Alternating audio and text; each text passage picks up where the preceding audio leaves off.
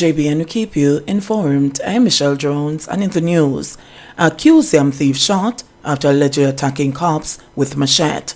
A 38-year-old man who police reportedly caught stealing yam was shot and injured when he attacked one of the officers with a machete. The man, a farmer from Thompsontown district in Waitabit, Trelawney, was hospitalized under police guard. He is expected to be charged with pre-dawn larceny and assault of common law.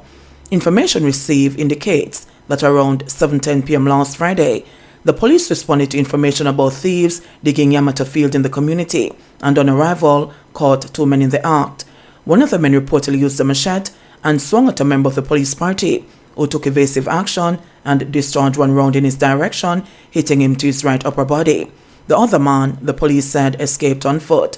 The injured man was taken to the hospital, where he was admitted in stable condition. Police have since launched a search for the other man. St. Catherine South Police lists 13 persons of interest. The St. Catherine South Police have listed 13 individuals as persons of interest. They are being asked to report to the Portmore Criminal Investigation Branch for questioning in connection with a series of violent incidents in the Gregory Park community. The police said that these persons are wanted for questioning in relation to recent activities in the community that have disturbed normalcy. The following persons are asked to report to any station within the division immediately: Ian Watson, otherwise called Scaly; Shane Williams, otherwise called Gaza Toussaint; a man known only as Teacher; a man known only as Venom; a man known only as Birch; Odain Fowler, otherwise called Pak Chow; Ryan Muir, otherwise called Titiman; a man known only as Nigel McCarthy; a man known only as Sugar; Miguel Tracy, otherwise called Ears; a man known only as Maverick; a man known only as Pooh; a man known only as Pickpocket. The St. Catherine South Police said they are working tirelessly to ensure that these events are brought to an end. They are also reassuring the public that all information will be handled with the utmost confidentiality and encourage community members to continue to work closely with law enforcement to ensure safety and justice in the area. Persons with information can make an anonymous report by calling 311. Alligator Pond resident found dead in river days after issuing warning about its hazards. Police in Manchester probing the death of a man who residents suspect drowned in a section of a river in Alligator Pond over the weekend.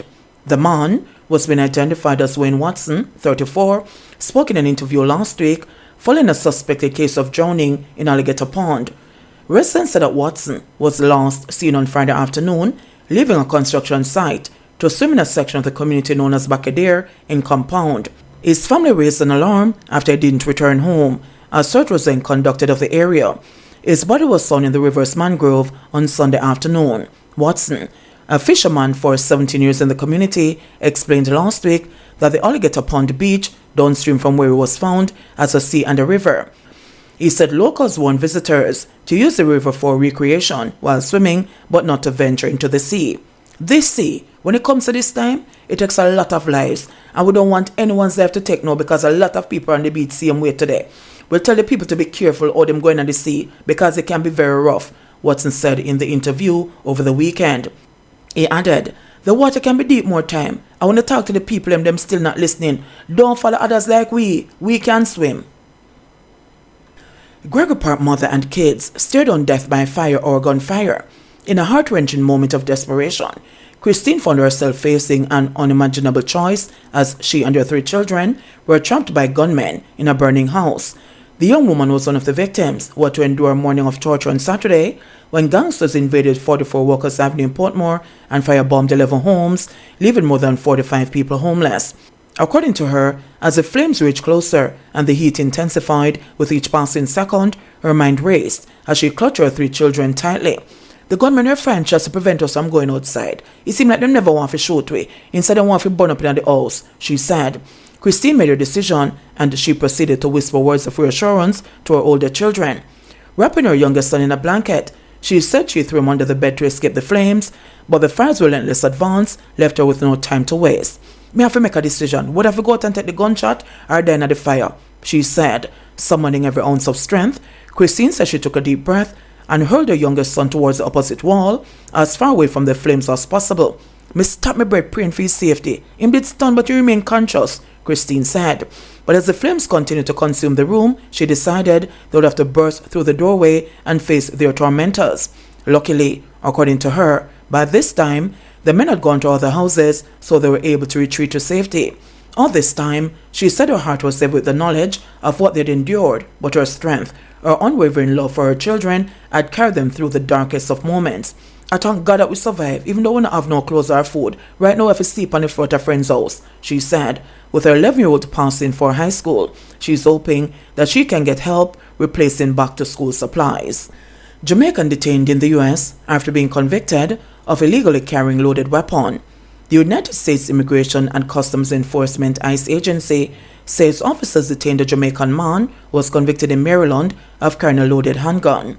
ICE said deportation officers from the Baltimore's criminal apprehension program took the 19-year-old in custody at his residence in Hyattsville, Maryland, and served him with papers ordering him to appear before an immigration judge. This Jamaican non-citizen blatantly ignored Maryland's gun laws by carrying a loaded handgun in public, said Darius Reeves, ICE Enforcement and Removal Operations, ERO Baltimore, Acting Field Office Director. Had we not apprehended him, he could have easily wreaked havoc on the residents of Maryland. ERO Baltimore will continue to exhaust our resources to provide safe communities for the people of Maryland, he added. ICE said the unidentified Jamaican national legally entered the United States in May 2011 at Miami International Airport in Miami, Florida, and was arrested on charge with possessing a loaded firearm on February 28 this year. On June 29, the Circuit Court for Prince George's County in Upper Marlboro convicted the Jamaican national and sentenced him to 23 months in jail, followed by 3 years of supervised probation. Path benefits to be paid by late August, says Charles Jr. The Ministry of Labour and Social Security said that beneficiaries of the Program of Advancement through Health and Education PATH will receive payments in late August. Portfolio Minister Pernell Charles Jr. said the ministry is aware of the concerns of families to take care of their children's educational expenses for the new school year. I want to assure you that your government is aware of the issues, and I want to share with you some of the provisions that are in place to assist you with the extra expenses. Your next PATH beneficiary payment will be made beginning August 21. Families will receive between $3,800 and $5,600 to each who is registered in a government educational institution from grades 1 to 13, he said. Minister Charles Jr. also noted that an additional payment will be made. Along with this regular benefit payment, you will receive an additional amount of $3,500 to each child registered in a government school to assist you with back-to-school expenses, he said. Parents with children starting a new school are also being reminded to visit the Ministry of Labour and Social Security's office in their parish to prevent disruptions in payments. Meanwhile, the minister is reminding parents to access 2 key benefits available through the program after completing secondary education. Students who register to resit CSEC or CAPE subjects, SIT CAPE subjects, register for skills training or certificates, diplomas or associate degrees, can qualify to receive a post-secondary grant of up to $30,000, he informed. PATH students who are pursuing bachelor's degrees can receive tertiary bursaries of $100,000 per year for up to 4 years of study, provided that they maintain a grade point average of at least 2.5 and meet the other requirements stipulated by the institution, the minister added. Persons can visit the Ministry of Labour and Social Security's website at mlss.gov.jm for more information on how families can access benefits on the PATH. They can also call 876-922-8007 or visit one of the parish's offices located island-wide. Cornwall Regional Hospital transfers any wait area back indoors. Persons seeking treatment at the Cornwall Regional Hospital now have a more comfortable environment to wait as they access care.